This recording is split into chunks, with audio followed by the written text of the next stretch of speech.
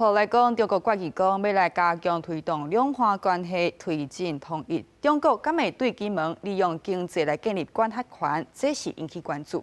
学者分析讲哦，尤其中国想要伫金门、想要伫厦门中间呢来起一个跨海大桥，也明年搁要启用厦门的双安机场，这恐惊会冲击到咱台湾的国家安全，也咱台湾的政府就要坚持主权。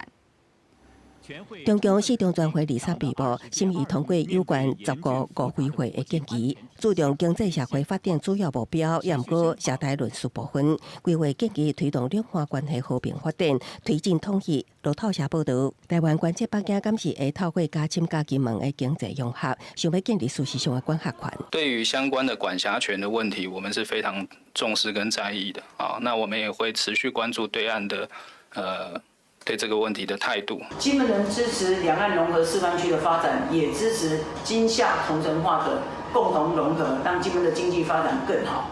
那当然，金门是属于中华民国管辖的，这个当然是毫无疑问。不要想要消灭中华民国，把金门纳入到中共，纳入到第15个5年计划。这是严重的侵犯到中华民国的主权。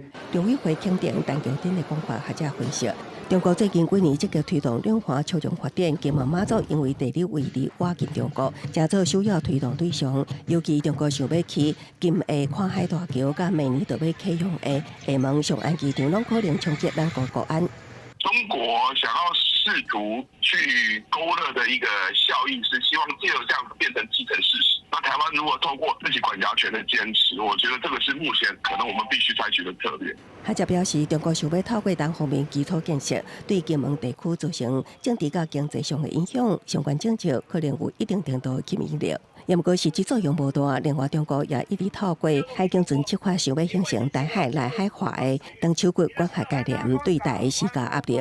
咱个爱坚持主权，避免红色南参。公司新闻采访报道。